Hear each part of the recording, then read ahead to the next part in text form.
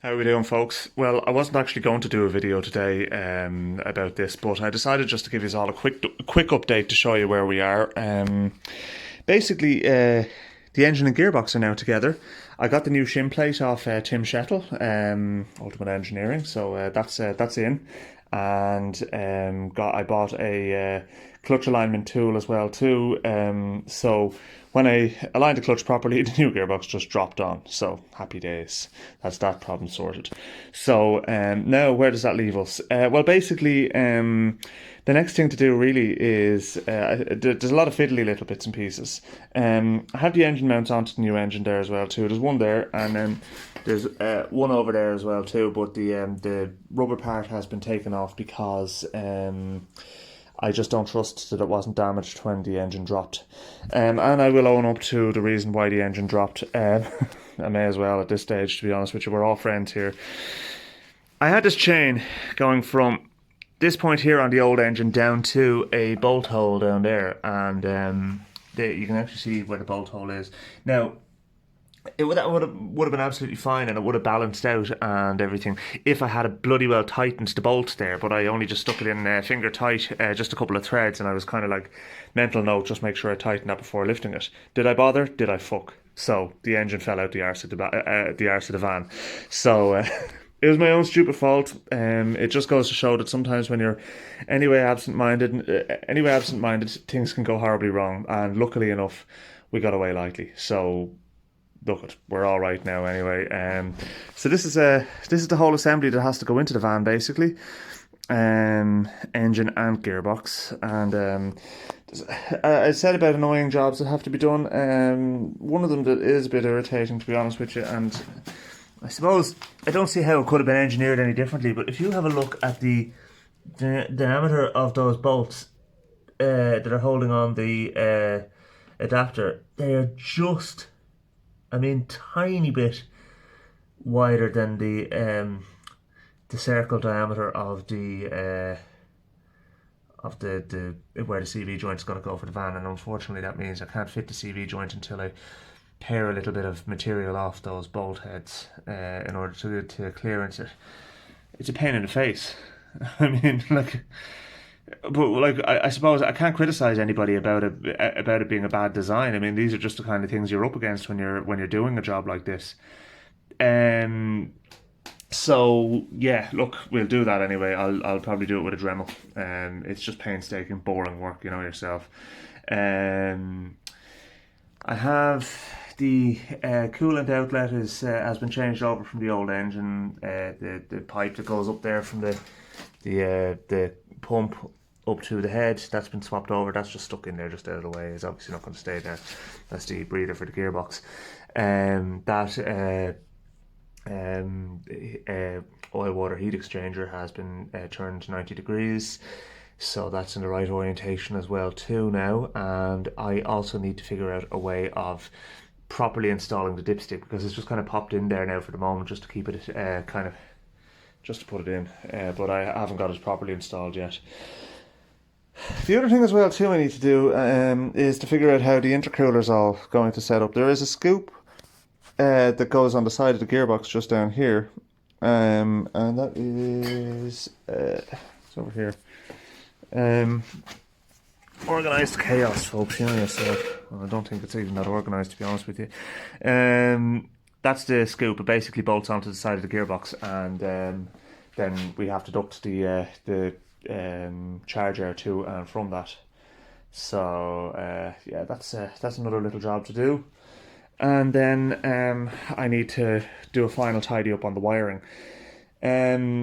After that, I need to think about the intake system. Now, I bought a cone filter with the whole conversion kit. I'm two minds as to whether or not to use it. To be honest with you, I'm actually thinking along the lines of trying to use the original air filter box, the one from the 1.6 engine.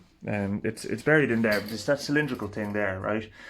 And I think if I put that in the kind of the side of the engine bay, in where the air intake is down the side of the van, I might be able to get that to work. But obviously I have to integrate the MAF sensor into that as well too. So obviously it doesn't have a MAF sensor in it because that's for the 1.6 JX turbo diesel engine. which would originally have been fitted to the van. This 1.9 engine was one I actually put in myself ages ago, because when I bought the van, the 1.6 engine was already shot. It had a broken timing belt on it when we got the van. I got the van for €900 at the time. Myself and my wife bought it together. You bought it as an on-runner. I tried to resurrect the 1.6 engine, and this is long before I was doing YouTube videos. And unfortunately, even after I replaced the timing belt and put 2 new valves in the cylinder head, it was still smoking like a demon. The fuel pump was knackered and the turbo was knackered. So I was like, well, I mean, do you try and pour more money into the 1.6, or do you weigh it in and get a 1.9? So we got a 1.9. Unfortunately, that 1.9 happens to be a ball of shit. That is like that engine's now like Trigger's brush. I changed the cylinder head on it. I've changed the oil pump on it. I got the fuel pump overhauled. I've got the turbo replaced, and there's very little original stuff left on it. The short block is about the only original part left in that. Now what I'm going to do with this engine is I'm going to part it out, because there are actually serviceable parts on it, and I will I'll be honest with people, but if anybody is interested in the parts, there'll be the alternator, the fuel pump, the cylinder head, the intake manifolds, stuff like that. We'll go through it, and I might keep a few of the bits and pieces of spares as well too. Be a starting motor off it as well too. So yeah, I think the only other thing as well too I'd like to do, now that the gearbox is on this engine, I'd like to just crank it over and make sure it's actually turning over properly. Obviously I'm not going to add fuel or anything like that, but I think it's just a prudent move at this point in time. So let's get set up and do that.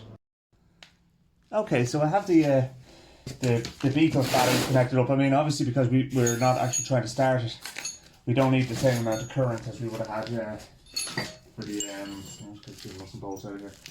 For actually starting it. So like there's no ECU connected or anything like that. There's a grounding strap there as well too, which I've put on. So let's see how it sounds now with the new shin plate, which I have to show you actually before we do anything else. Look at the rope damage on that. Do you see it? Yeah, that is definitely the wrong shin plate. So anyway, look, let's crank it over now. It's a learning experience, folks. Don't be too quick to criticise. Oh, that is some difference. Go back on my previous videos and you'll have a look at see how it was cranking before. You know what, let's just give it a little shot of easy start. It's not going to start, but it'll kick. It'll kick like a mule.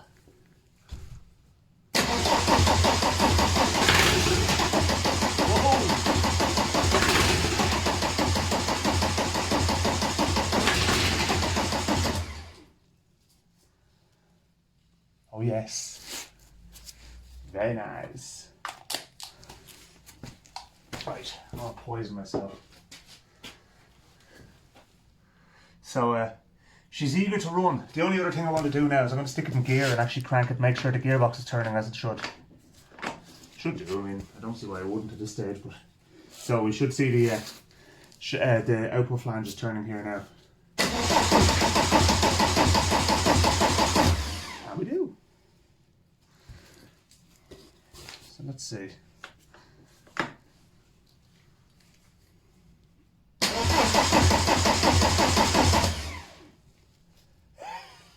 I'm getting poisoned here, folks. Okay, great. Right, well then, I'm happy. So that's good news. So next thing, you know what I might do at some stage is I might just throw the wiring harness onto it again and actually run it like that outside for a while. Well, I mean not that long because there's no cooling system on it, but just a little bit longer than it did before, because it's not inclined to go anywhere now, whereas it did before when it was just hanging there. Like it's a bit more stable. You wouldn't think it by looking at it, but it really is. There's a block of wood on the other side of the engine under the engine mount just to support it over there as well too. So yeah, cautiously optimistic I think is the mood of the day. So yeah, look, thanks for joining me again in the garage, folks. We won't take up too much of your time today, but In future videos, what I'm going to be doing is I'm going to be preparing the engine bay in the van to accept this. I have to do a bit more work on this to make sure everything is 100%. I'll put the intercooler on and everything before it even goes into the van, so literally it's an entire assembly ready to fit. And then we'll probably put some of the wiring harness, put the wiring harness into the van and kind of have it ready to hook up. So I need to think of a way of actually mounting the ECU and all that as well too, and some of the relays. I think I have an idea involving making some aluminium bracketry, but there's nothing concrete, so we'll have a think about that afterwards. Anyway, look, thanks for watching. Don't forget to like and subscribe, and I'll see you in a future video.